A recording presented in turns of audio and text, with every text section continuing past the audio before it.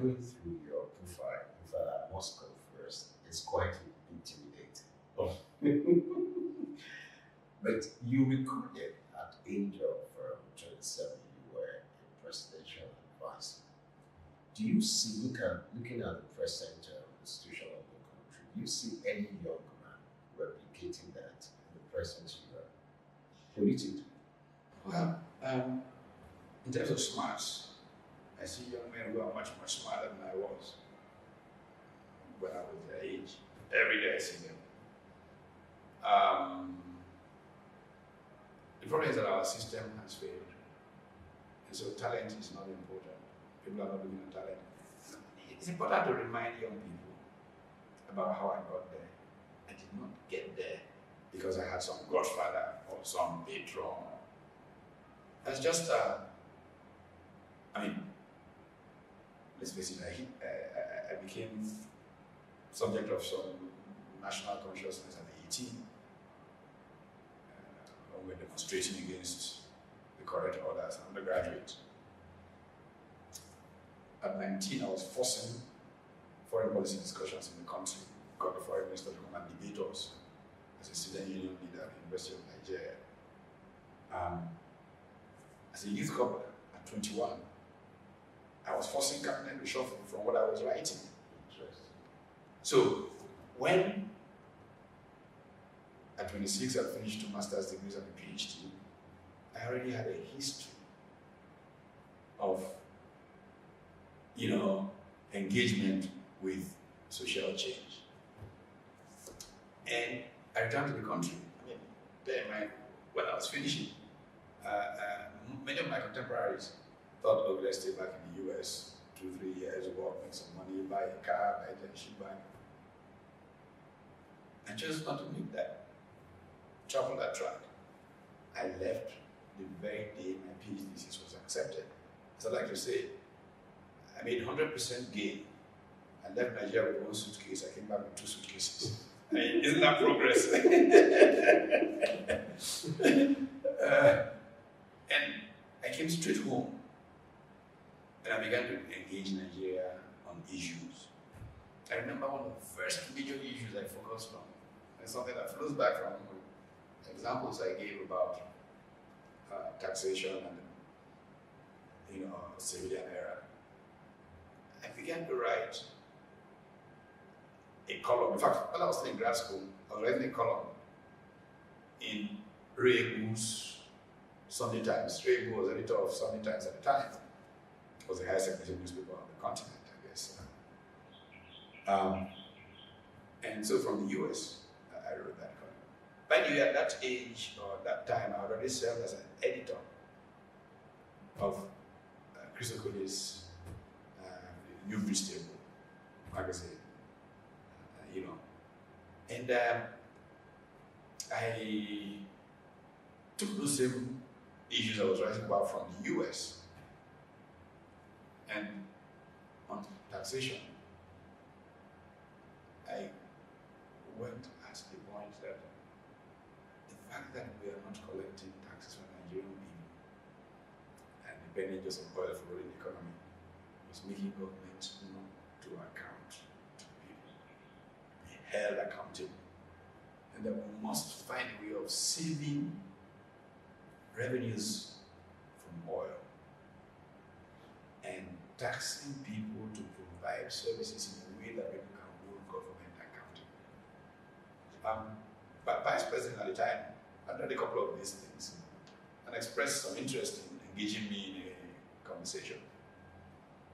But that happened, and I was given an assignment by the Vice President on some policy stuff.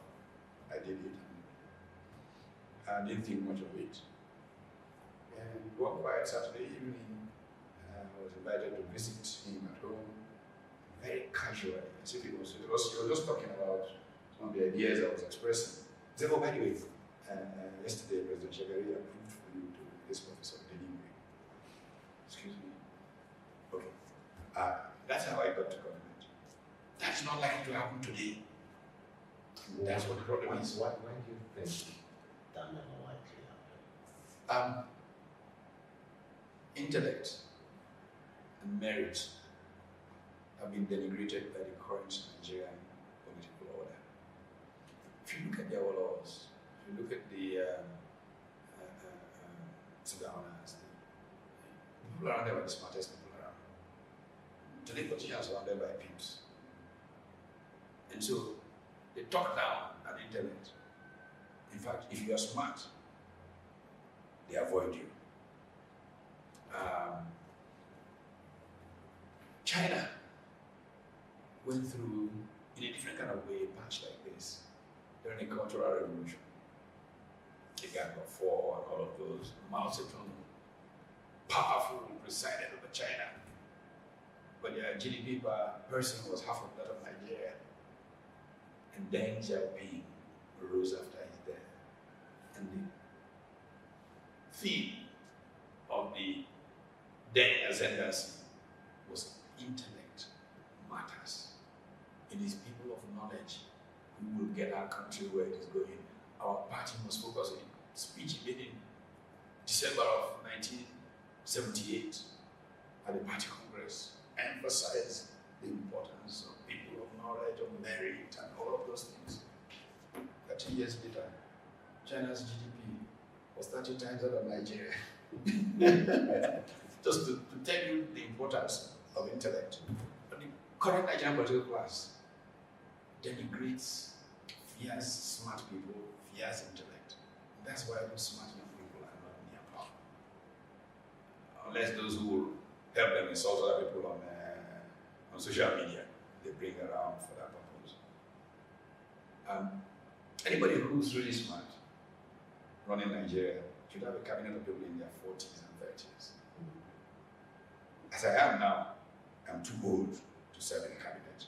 I will not accept a cabinet position, very honestly.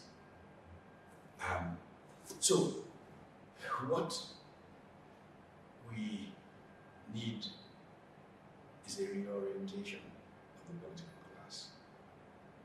They don't have all the awareness, and the Shagari is hard. For all the insults they give Shagari, can see it's been downhill since he compared his leaders to Shagari. He was way up there, you know. So let's talk about the Rescue Nigeria project, which you recently co-founded with Professor Ojeka, Professor Ayodele, among others.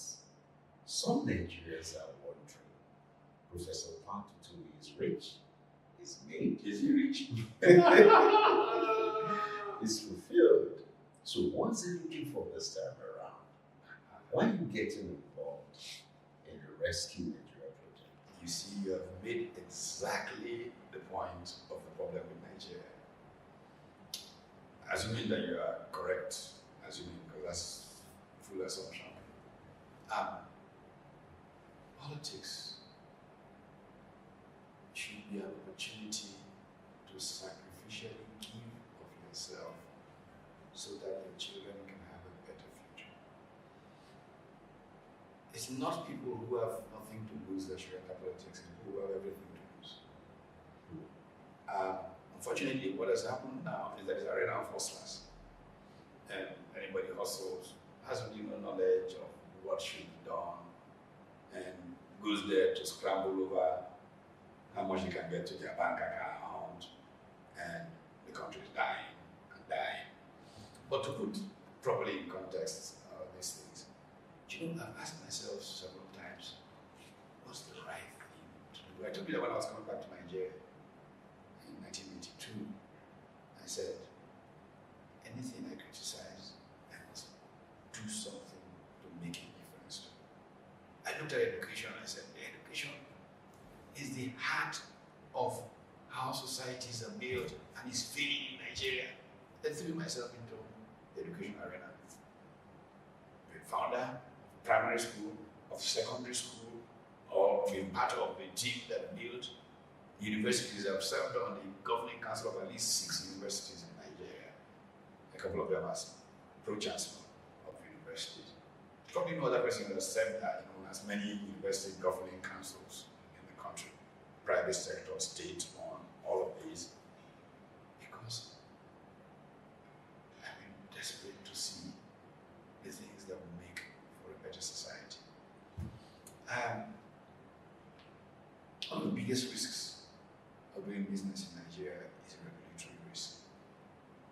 businesses are likely to die more from government behavior than from any market risk. From what we've seen, whether it is central bank intervention, whether it's customs, whether it's whatever it is. And this happens because, you see, people in those positions don't realize, they think of authority as bully. To wear a uniform in Nigeria is the right to bully whoever it is you're supposed to superintend. Last man will do it to you, police will do it to you. I mean, it just gives a Nigerian a uniform. And they are made him a terrorist, over the poor people of Nigeria. There is such a desperate need to reorient people, to teach them what public life is. And in agonizing over this, I've always been between what's convenient for me personally. I don't want power. I don't need it for, just the disturbance of my life.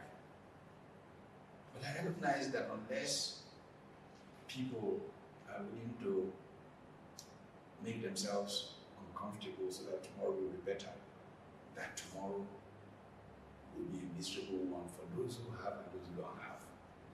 That's where we are today in Nigeria.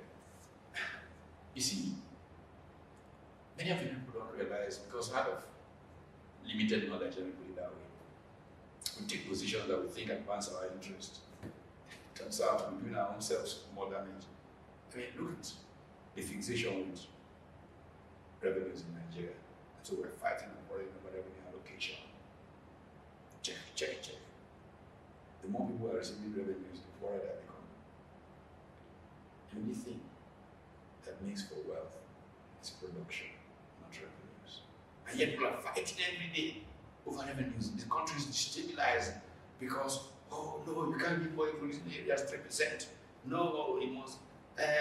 Local governments will get revenue. They are all getting poorer. So how do we build a generation of leaders who understand that it is not revenues that make rich, but production, and how they can understand national strategy? And this has put me in a position where most of my adult life I've been looking out for people to collaborate with, to build a different kind of social order. Whether I profit from it or not has no meaning. Many years ago, I don't remember what year, in The Guardian, somebody wrote an op-ed piece, very nice, generous commentary about me. And he concluded, what is this guy still doing in Nigeria? People like him have all left. And I've never considered leaving, but to be very honest with you, I'm about ready to go. Oh, really? Yeah. All people have thoughts about you changing your mind. No, it's not that I'm going to pack my bag tomorrow and go, but the state of mind is, I have failed. Nigeria is a mess.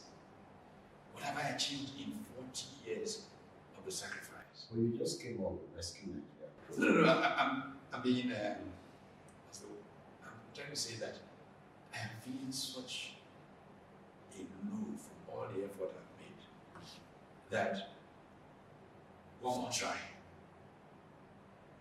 is like, okay, I mean, I'm not likely to move. I used to tease the privilege of having Noni Chimachebe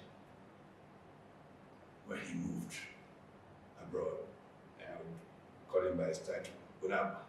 And I was saying, look, this place where you are, do you know that if the ancestors should call you and then they send people to bring you, they might not know the road to give you where you are living. It might confuse them. You go over 7 hills and 7 to take you to where the ancestors are, and they will laugh. But here I am, beginning to get into the departure lounge myself and wondering, what have I struggled for? And so, but you say, okay, let's see one more try if we can save this country. And again, because the Nigerian mindset, the media particularly, likes to think of power rather than purpose, they want a party that will come like another APC. People with money and power all get together and then overthrow the ones that are there and then take over. What has this APC done for Nigeria? It's been a disaster. I was one of those. I was the ideologue at the foundation of APC. If our history had it that the manifesto Was written in this house. was written.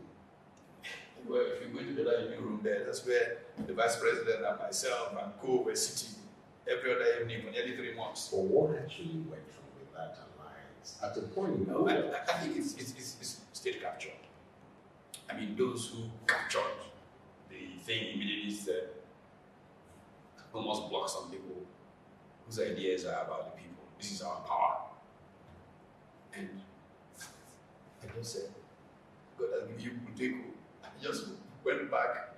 I think of every government since I was 18 years old. None has blocked my idea like the one that I helped found. But where are they going to be a few years from now? This is a transient, and history will mock them. You know, it will mock them. It could have been pulling people together from everywhere with ideas on how we can make progress. But, you know, they would get power, hold power. And purpose was lost. Nigeria is lost for it. do you see the Rescue Nigeria initiative or movement, which is like it's about the third first, making any difference? Are you familiar with that? Political alliance in Nigeria, most of the political alliances end up in political debates. Well, you see, that's why we don't. And so when I started seeing all the reporting about third force party, this, I was a little unhappy. We started talking about these things some time ago. So I said, we must begin with the issues of what will make Nigeria better. And then different groups began to coalesce around certain kinds of issues. I mean, the group that met last, that started all this new third force thing, the Rescue Nigeria initiative, started from conversations of course, Usman Bugaji and several people were having about leadership. Another problem with Nigeria is that the majority of the people in positions of authority don't have the qualification to lead. They neither have the knowledge nor the sense of service, nor the character. And it's essential to being able to lead. So, okay. So that movement began to crystallize around criteria for leadership. Now, another movement, which again, almost all of them, I was invited to literally speak. When they announced these things, as if I started to think, I'm just sitting on my own, and people are trying to do something. I say, yeah, that's wonderful. I mean, the NC front, technically the same way, the focus has been constitutional reform, electoral process reform, and political party reform. Now, what that group has done over the last 1 year, set up a constitution drafting committee that has been working on a new draft of the Constitution of Nigeria. Set up a group to look at electoral process reform, and it's going to fight to the finish, if need be, on electronic transmission of results. Why can we not transmit results? People will tell you all kinds of funny stories. All is that the politician, Nigerian politician, is not a Democrat. He does not want the will of the people to determine who goes there. So he wants that loophole to use to finagle stuff. And NCF, part of the Direction Director, is to fight that. Then, political parties, it all starts and falls with the structure of political parties. What we have seen is that we don't have political parties. What we have are essentially special purpose vehicles for a few guys who have stolen government money to use to facilitate a machine that can grab power. So are we expecting a political party soon from your group? Yes, that's what I'm trying to explain. So NCF is doing that. There's another group who I should mention now because they have not chosen to step up. It has been made of many economic type guys, business leaders, former MDs of companies, focusing on economic reform, national economic strategy. My view would be that there should be an effort to piggyback on something going on in NCF, which is trying to bring 3-4 major